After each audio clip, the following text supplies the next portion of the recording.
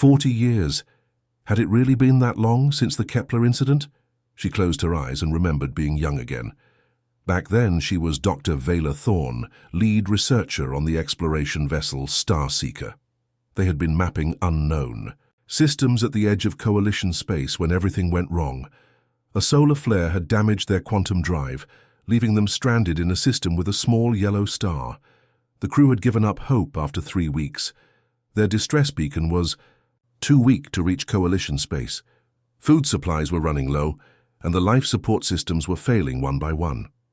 Captain Rice had already started talking about recording final messages for their families. Then the impossible happened. Primitive radio signals started coming from the third planet in the system. Not just random noise, but organized communications. There was intelligent life down there, but their technology seemed hundreds of years behind Coalition standards. What happened next still amazed her after all these years. The beings called themselves humans, and somehow they had detected the Starseekers' distress. Even though they had never seen alien technology before, even though they had no way to understand how Coalition ships worked, they tried to help anyway. Dr. Vela remembered watching through the ship's sensors as crude human rockets launched from the planet's surface. The humans had no idea if Coalition beings could even breathe their atmosphere, but they came anyway. They used their simple chemical rockets to reach orbit, something that should have been impossible for their level of technology. The lead human pilot, a brave woman named Lieutenant Kim Nari, had somehow figured out how to communicate using basic mathematical concepts. Through patience and determination, she had managed to understand what the Coalition crew needed. What followed was the most incredible rescue operation Vela had ever witnessed. The humans couldn't fix the quantum drive, but they could help with the life support systems. Using nothing but primitive tools and incredible ingenuity, Lieutenant Kim and her team had jury-rigged a solution that kept the Starseeker functioning long enough for a Coalition rescue ship to arrive. The humans never asked for anything in return. When the Coalition offered them advanced technology as a reward, they politely declined. All they wanted was to learn about the galaxy and maybe make some friends along the way. "We help because it's the right thing to do," Lieutenant Kim had said through the translator. "Maybe someday, if you're ever in trouble again, you'll remember that humans tried to help." Dr. Vela opened her eyes and looked around the council chamber. The arguing had gotten louder and more desperate. Time was running out and nobody had any real solutions. "I have an idea," she said quietly. The room fell silent. Everyone knew Dr. Vela's reputation for brilliant but unconventional thinking. 40 years ago, a species called humans saved my life and the lives of my entire crew. They were primitive then, but they were also brave beyond measure. Maybe we should ask them for help. Most of the council members looked at her like she had lost her mind. Humans, those backward creatures from the edge of nowhere. But Dr. Vela stood up with determination in her old eyes. "Send the message to Earth," she said firmly. "If anyone in this, the Coalition's most powerful transmission," a ray hummed to life on Verdania Prime's largest moon. Communications Officer Zane worked frantically at the controls, his six-fingered hands dancing across holographic displays. Dr. Vela stood beside him, clutching a datapad containing the message she had carefully crafted. "Are you sure about the coordinates, Doctor?" Zane asked, doubt clear in his voice. "This Sol system is so far away. The message will take weeks to reach them, even at quantum speeds." Dr. Vela nodded firmly. "Those are the exact coordinates from 40 years ago. Send. Fire it on all frequencies, every possible channel. If the humans are still there, they'll receive it." Behind them, half the Coalition Council watched in awkward silence. Some leaders had agreed to Dr. Vela's plan out of respect for her long service. Others were there just to watch what they considered a pointless waste of precious time and energy. Counselor Drex, a large reptilian being from the outer rings, crossed his arms and shook his head. "This is madness, Vela. Even if these humans still exist, what could they possibly do? 40 years ago they were using chemical rockets." "Chemical rockets! Our children's toys are more advanced than that. The Korthak Empire has conquered species, with technology far superior to ours," added Counselor Yara. "What hope could a primitive species have against such overwhelming force?" Dr. Vela ignored the criticism. and began dictating her message to Zane. Begin transmission. To the people of Earth Sol System. This is Dr. Vela Thorne of the Zephyrian Coalition. 40 years ago, your Lieutenant Kim Nari and her crew saved my research team when we were stranded and dying. You asked for nothing in return except friendship. Her voice grew stronger as she continued. Today, our civilization faces extinction. The Korthak Empire has destroyed our fleets and conquered our worlds. We have less than 3 days before they eliminate the last of our people. I know this message may reach you too late, or you may no longer exist. But I had to try. If there is any way you can help us, please remember that the Coalition has never forgotten your kindness. Zane finished encoding the message and looked up. Ready to transmit, Doctor. Send it, Dr. Vela said without hesitation. The massive array unleashed its signal into deep space, carrying the Coalition's desperate plea across impossible distances toward a small yellow star that most beings had never heard of. Counselor Drex laughed bitterly. There, we've wasted energy we can't spare on a message to ghosts. Can we please focus on realistic options now? But Dr. Vela wasn't listening. She was thinking about Lieutenant Kim's determined face and the way the humans had refused to give up even when facing impossible odds. 3 hours later, the Coalition's worst fears were confirmed. Long-range sensors detected Korthak interceptor ships, changing course toward the transmission array's location. They had been monitoring Coalition communications and had picked up the message. Commander Vex himself appeared on the communication screen, his scarred face twisted in cruel amusement. So the mighty Coalition has fallen so low that they beg help from primitives. We intercepted your pathetic message, Dr. Vela. Humans. We remember that insignificant species. Our scouts reported on them decades ago. They still fight with crude weapons and have barely left their home system. His laughter echoed through the communication chamber. Even if your message reaches them, what will they send? A few chemical rockets? Perhaps some brave pilots with obsolete technology? The Korthak Empire has destroyed civilizations 1,000 times more advanced than your precious humans. The transmission ended, leaving the Coalition leaders in stunned silence. Even Dr. Vela felt a moment of doubt creep into her heart. What if the Korthak were right? What if she had just wasted their last hope on a species that couldn't possibly make a difference? But somewhere deep in space, racing toward Earth at the speed of light, her message continued its journey into the unknown. The hours crawled by like wounded animals. Dr. Vela had barely slept since sending the message to Earth, spending most of her time staring at the communication arrays, hoping for any sign of a response. But the screens remained stubbornly silent, showing nothing but empty static from the direction of Sol System. Anything? Admiral Theiss asked as he entered the communication center for the 20th time that day. Dark circles under his eyes showed he hadn't been sleeping either. Communications Officer Zane shook his head sadly. Nothing, Admiral. We've been monitoring every frequency, but there's been no response from Earth. Either they never received the message or... He didn't need to finish the sentence. Everyone knew what the silence likely meant. After 40 years, the humans were probably gone, conquered by some other empire, or destroyed by their own primitive wars. Or maybe they had received the message, but were too smart to throw their lives away on a hopeless cause. With only 18 hours left until the Korthak deadline, panic had begun spreading through Verdania Prime like wildfire. The evacuation ships worked around the clock, but there simply weren't enough vessels to save everyone. Families were being torn apart as parents put their children on transport ships while staying behind themselves. In the capital city's main square, thousands of Zephyrians gathered to watch the sky. The Korthak dreadnoughts were clearly visible now as dark shapes blocking out familiar constellations. Children pointed at them and asked innocent questions that their parents couldn't bear to answer. Admiral Theiss received another grim report from his fleet commanders.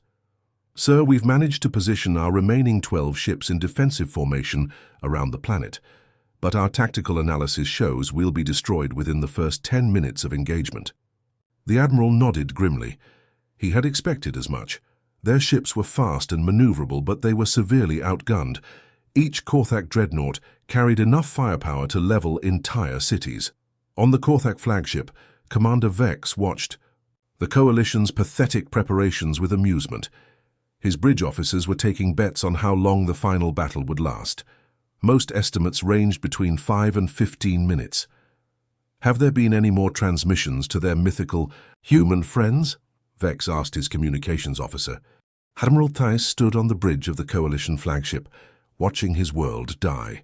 Through the massive viewing screen, he could see the burning wreckage of what used to be the most powerful defense fleet in Zephyrian space. Twisted metal and debris floated past like a graveyard of broken dreams. The Korthak dreadnoughts moved through space like hungry predators. Their dark hulls blocked out the stars, and their weapons glowed with deadly energy. Each ship was 3 times larger than anything the Coalition had ever built. Theiss counted at least 50 of them surrounding Verdania Prime, the last free world of his people. "Sir, we're receiving another transmission from the Korthak fleet," his communications officer said, her voice shaking with fear. Theiss nodded grimly. He already knew what they would say. The same message they had been sending for the past week as they destroyed world after world. The holographic display flickered to life, showing the scarred face of Korthak Commander Vex. His red eyes burned with cruel satisfaction as he spoke. "People of the Coalition, you have fought bravely, but your time is over. We give you 72 hours to surrender completely. Lay down your weapons, open your cities, and submit to Korthak rule. If you refuse, we will turn your precious Verdania Prime into glass and ash." The transmission ended, leaving the bridge in heavy silence. Theiss looked around at his crew. These were good people, families who had served the Coalition for generations. Now they were all going to die because he couldn't protect them. His tactical officer, a young Zephyrian named Kess, approached hesitantly. "Admiral, what are our options?" Theiss almost laughed, but there was no humor left in him. "Options? Look outside, Kess. We have 12 ships left. They have over 50 dreadnoughts. Our weapons barely scratch their armor, while theirs can destroy our ships with single hits." Down on Verdania Prime, billions of Coalition citizens were looking up at the sky, waiting for news. Families huddled together in their homes. Children asked their parents why the stars looked different now. The answer was simple and terrible. Those weren't stars anymore. They were enemy warships. In the Coalition Council chambers, the remaining leaders argued desperately about what to do. Some wanted to fight to the last breath. Others suggested trying to negotiate for the lives of civilians. A few even talked about loading everyone onto transport ships and fleeing into deep space. But Theiss knew the truth. There was nowhere to run. The Korthak Empire stretched across half the galaxy now. They had crushed every species that stood against them. The Coalition was just the latest in a long line of civilizations that had tried to resist and failed. The 72-hour countdown had begun. In 3 days, either the Coalition would surrender and become slaves, or Verdania Prime would become a dead rock floating in space. Either way, freedom in this part of the galaxy would be finished forever. Theiss sat down heavily in his command chair and closed his eyes.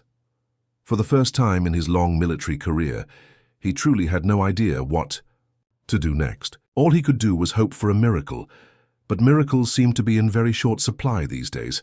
The Korthak fleet waited patiently, like vultures circling their prey, ready to deliver the final blow to a civilization that had dared to dream of peace and freedom. Dr. Vela sat in the emergency council meeting, listening to the desperate voices around her. The old Zephyrian scientist was 87 years old now. Her once blue skin faded to pale silver, but her mind was still sharp. While others argued about impossible escape plans and hopeless last stands, she found herself thinking about something. That happened long ago. Several attempts, Commander, but still no response from the Sol system. It appears their desperation has reached new heights. Vex smiled cruelly. Excellent. I want them to understand the full extent of their failure before we end this. When we begin the bombardment, make sure to target their communication arrays first. Let their final moments be filled with the knowledge that no one is coming to save them. Dr. Vela stood alone on her apartment balcony, looking up at the enemy fleet. At 87 years old, she had lived through many crises, but nothing like this. She thought about Lieutenant Kim Nari and wondered what had happened to that brave human pilot. Had she lived a good life? Had she ever thought about the aliens she had saved so long ago? "I'm sorry, Kim," Dr. Vela whispered to the stars. I thought your people might have become something amazing by now. I thought maybe they could help us, like we helped them learn about the galaxy." The evacuation sirens wailed across the city as the final transport ships prepared to launch. But even if every ship worked perfectly, they could only save about 30% of the population. The rest would stay behind to face whatever came next. Admiral Theiss prepared his final message to the fleet. In a few hours, they would make their last stand against impossible odds, knowing that defeat was certain. But they would fight anyway, because that's what soldiers did when their people needed them. The Korthak fleet began moving into bombardment position, their weapons charging with deadly energy that would soon turn a beautiful world into lifeless rock. And still, space remained silent. The countdown reached its final moments. On Verdania Prime, children held their parents' hands as families, gathered in their homes, waiting for the end. Admiral Theiss stood on his bridge, watching the Korthak dreadnoughts position themselves like executioners, preparing for their grim work.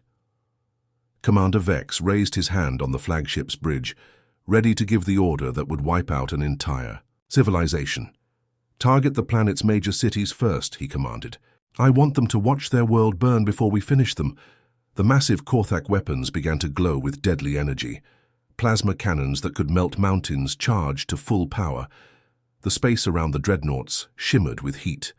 From their weapon systems, Dr. Vela closed her eyes and thought one last time about Lieutenant Kim Nari. "Thank you for trying to teach us about hope," she whispered. On the Korthak flagship, weapon systems reached critical charge levels. Commander Vex smiled coldly and opened his mouth to give the final order. Then something impossible happened. Space itself seemed to bend. At first it was just a shimmer, like looking through water on a hot day. The stars behind the Korthak fleet began to twist and stretch in ways that shouldn't have been possible. Reality itself appeared to be folding. "What in the void is that?" Commander Vex demanded, his confident smile disappearing. His science officer frantically worked at his instruments, but the readings made no sense. "Sir, I'm detecting massive gravitational distortions throughout the system, but there's nothing on sensors that could cause them." The distortions grew stronger. Space continued to warp and twist, creating patterns of light that hurt to look at directly. The Korthak fleet found their targeting systems going haywire as the very fabric of space-time seemed to dance around them. Then, without any warning or dramatic announcement, they appeared. Hundreds of ships materialized out of nowhere, as if they had been hidden in the folds of reality itself. But these weren't the crude chemical rockets that Korthak intelligence had reported about humans 40 years ago.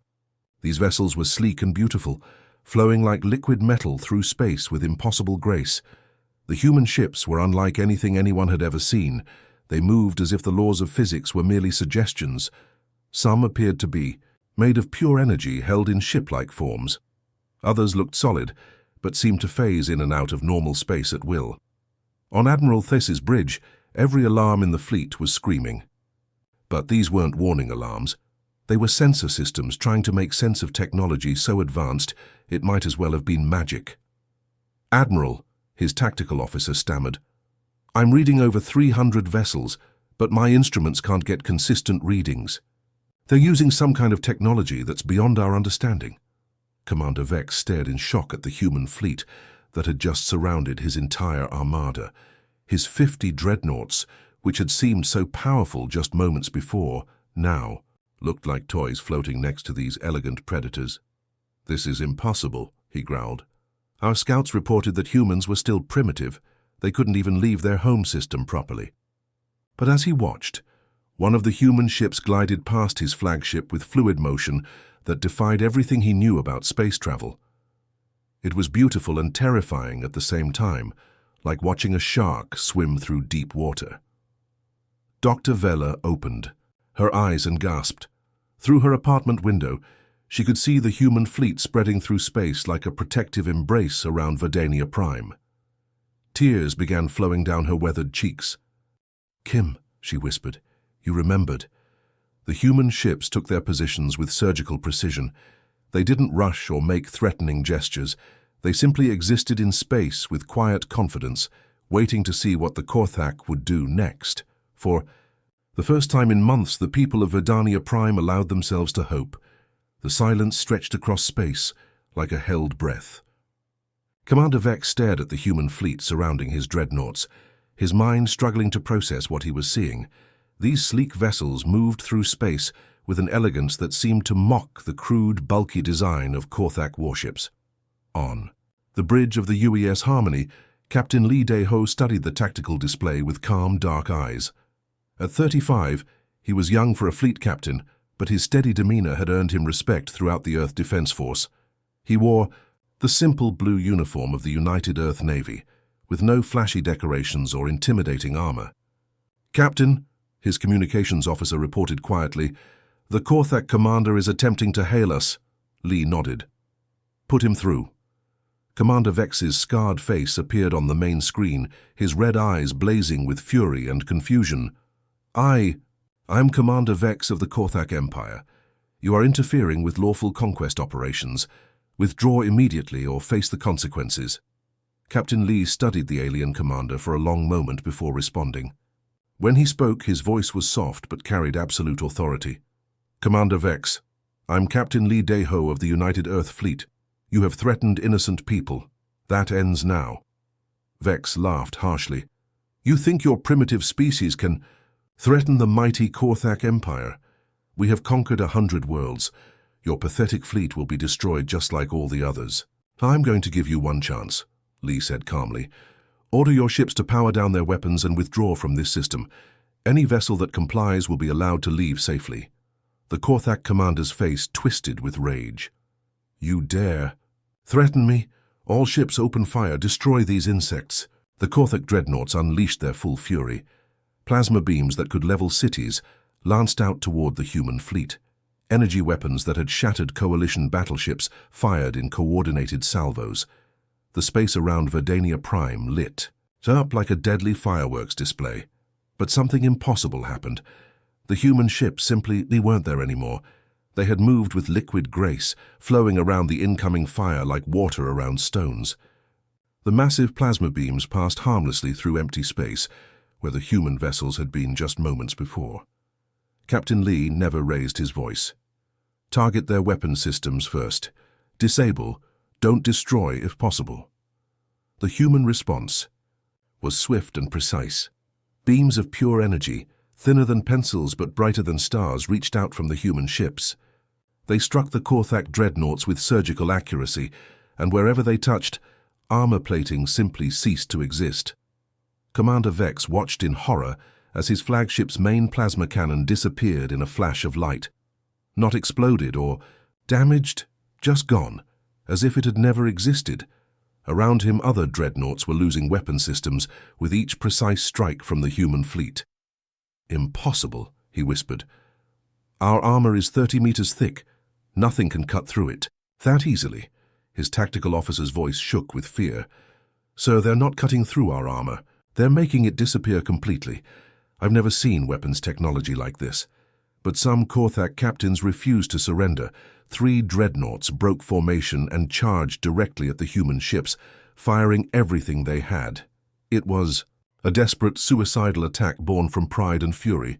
Captain Lee sighed sadly. "Some lessons have to be learned the hard way." He turned to his weapons officer. Full power, single shots. 3 beams of brilliant white light reached out from the Harmony. They struck the charging dreadnoughts for exactly 1 second each. When the light faded, there was nothing left but empty space and slowly expanding clouds of glowing particles. The remaining Korthak fleet stopped firing immediately. Ships that had conquered entire star systems sat motionless in space. Their crews too stunned to move. In less than 5 minutes, the humans had demonstrated a level of technological superiority that seemed almost godlike.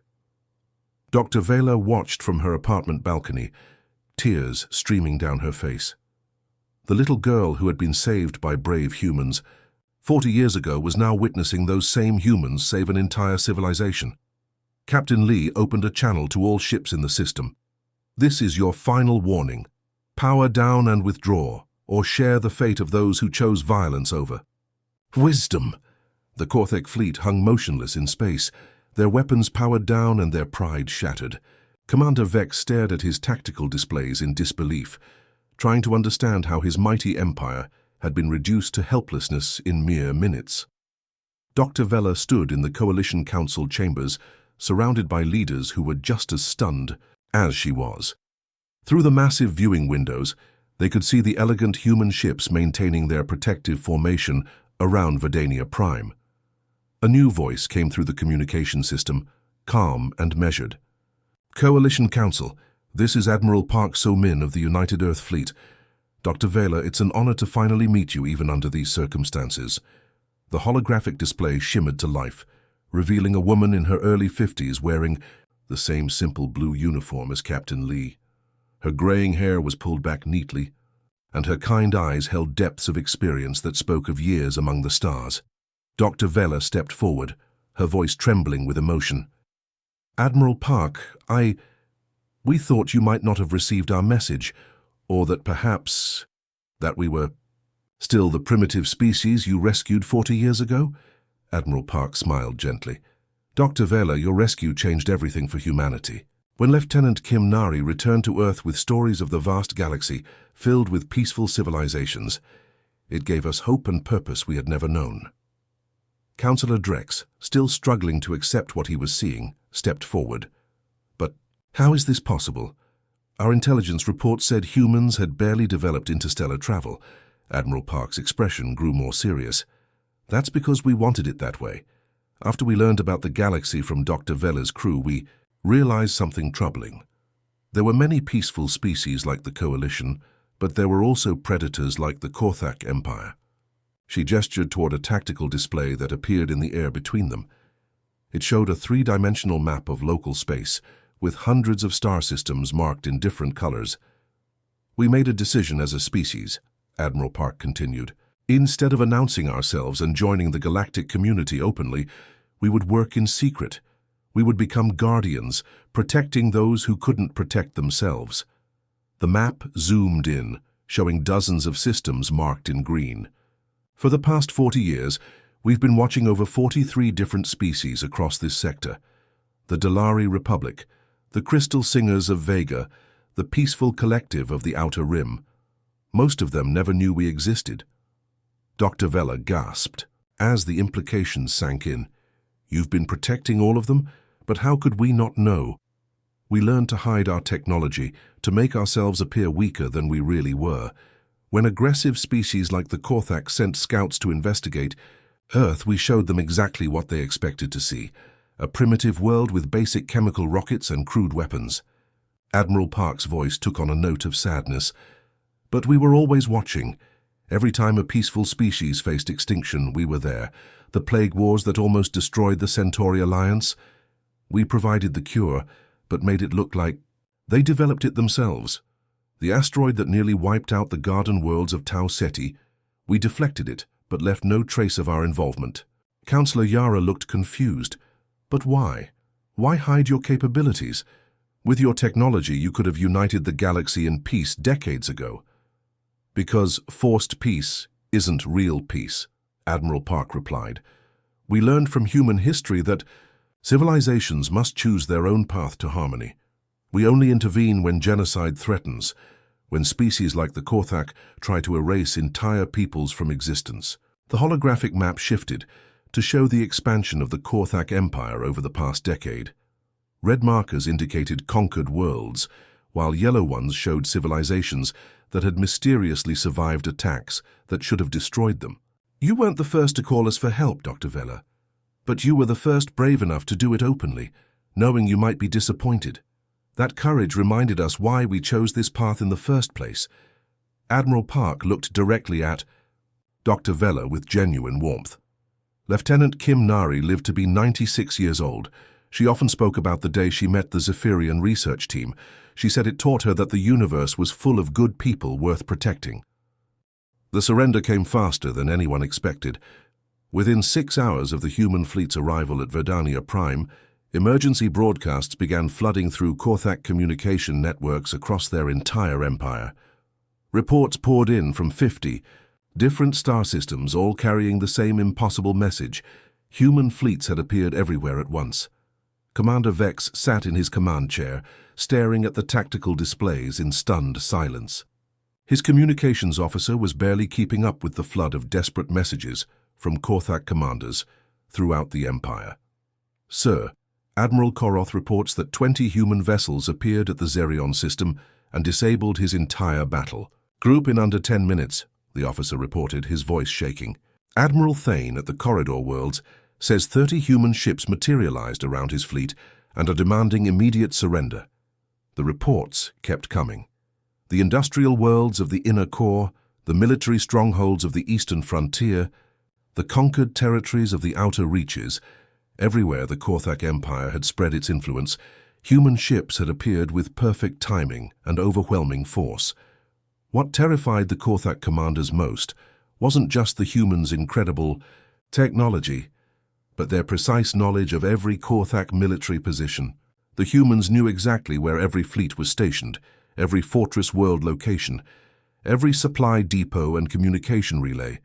They had been watching the entire empire for years, learning its weaknesses while remaining completely invisible. At the Korthak home system of Korath Prime, the Empire's military council gathered in emergency session. Grand Admiral Zorex, Supreme Commander of all Korthak forces, stood before a massive holographic display showing their Empire's territories. What had been solid red just hours ago was now flickering between red and blue as human fleets systematically neutralized Korthak forces across hundreds of worlds. "How is this possible?" Grand Admiral Zorex demanded. "Our intelligence networks reported that humans were still confined to their home system. How did they deploy fleets to 50 systems simultaneously without us detecting any movement?" His chief scientist, Dr. Kellen, reviewed the tactical data with growing amazement.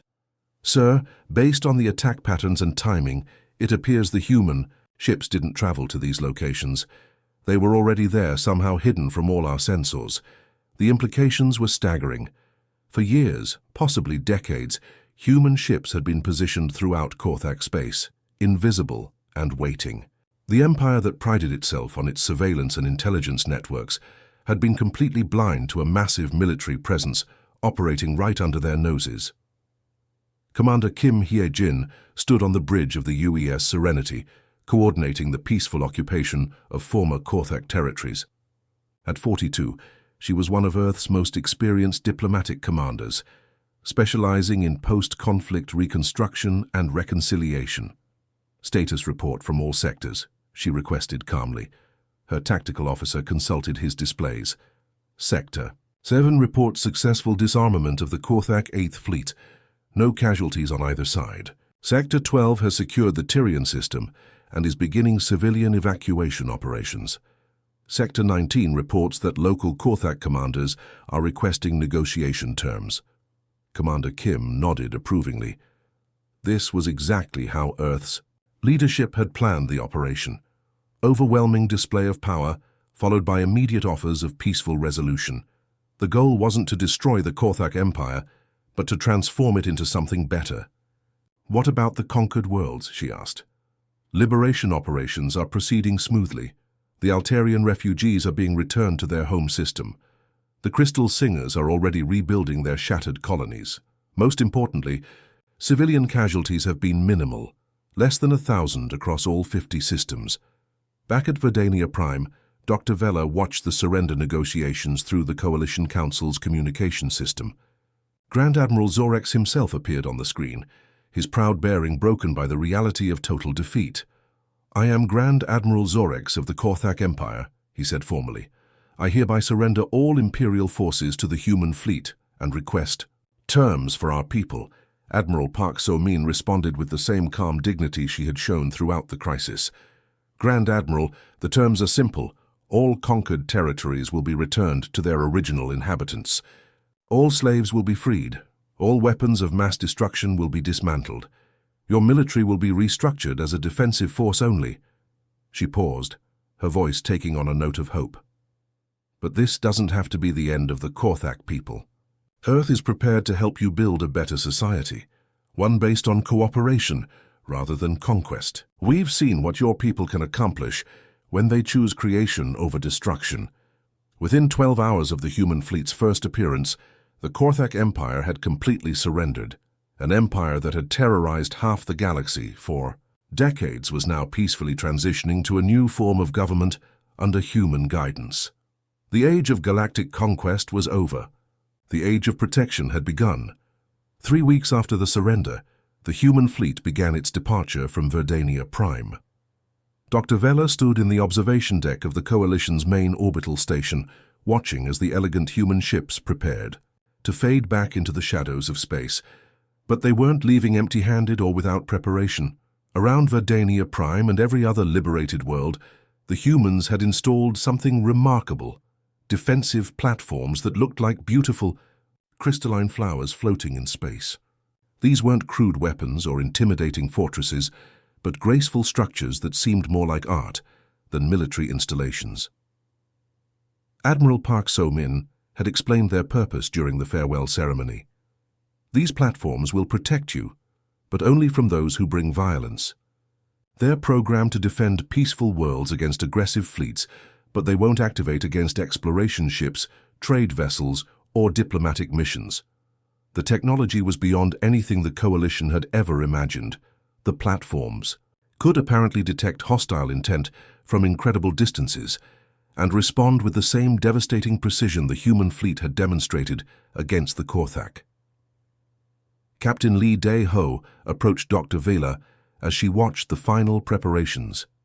He had requested this private meeting before the human fleet departed, and she had been curious about what the young captain wanted to discuss. "Dr. Vela," he said quietly, "I wanted to thank you personally, not just for calling us, but for what your people did 40 years ago." She turned to look at him, this calm young man who had commanded forces that reshaped the galaxy in a matter of hours. "Captain, I should be thanking you. You saved billions of lives." Lee shook his head. "You don't understand. When Lieutenant Kim Nari returned to Earth with her story, it changed our entire civilization. Before that day, humans were divided, fighting among ourselves, worried only about our own small problems. Learning about the galaxy gave us a common purpose." He gestured toward the viewport, where former Korthak ships were now working alongside Coalition vessels to distribute supplies to refugee worlds. Kim used to say that saving one person could change the universe. She was right. Saving your research team led to this moment, to peace across 50 star systems. Dr. Vela felt tears building in her old eyes. Lieutenant Kim sounds like she was an extraordinary person. She was, and she'd be proud to see what her actions led to. Captain Lee handed Dr. Vela a small device that looked like a simple communication badge. "This will let you contact us directly if you ever need help again. Not just the Coalition, but you personally. We never forget our friends." As the human ships began to phase out of normal space, their elegant forms becoming translucent before disappearing entirely, Dr. Vela realized the full magnitude of what had happened. The small act of kindness her people had shown to stranded humans 4 decades ago had grown into something beautiful beyond imagination. Across the galaxy, former Korthak territories were being transformed. Slave worlds became free colonies. Military installations became research stations. Weapons factories were converted to produce medical supplies and terraforming equipment. The humans worked with local populations to help them rebuild their societies based on cooperation rather than conquest. But perhaps most importantly, the galaxy now knew it had protectors. Not conquerors who demanded tribute or rulers who imposed their will, but guardians who watched from the shadows and intervened only when innocent lives were threatened. Dr. Vela thought about all the species out there among the stars. Peaceful, peoples like the Crystal Singers and the Dalari Republic, explorers and artists and philosophers who could now pursue their dreams without fear of destruction. Children on hundreds of worlds would grow up knowing that someone was watching over them, someone who valued life and freedom above all else. The defensive platforms around Verdania Prime pulsed gently with soft light, beautiful and reassuring. They were more than just weapons. They were promises. Promises that genocide would not be tolerated, that peaceful civilizations would be protected, that the strong would defend the weak rather than exploit them. As she prepared to return to her apartment, Dr. Vela whispered a message toward the stars. Thank you, Lieutenant Kim. Your kindness saved us all. Somewhere in the vast darkness between stars, invisible human ships continued their eternal patrol, watching over a galaxy that was finally learning what peace could look like. The Age of Guardians had begun, born from a simple act of rescue 40 years ago. Tears flowed down Dr. Vela's cheeks as she realized the true scope of what humanity had become. The species she had helped rescue 40 years ago had grown into secret guardians of the galaxy, protecting dozens of worlds while asking for nothing in return. Galaxy understands what it means to fight against impossible odds. It's them,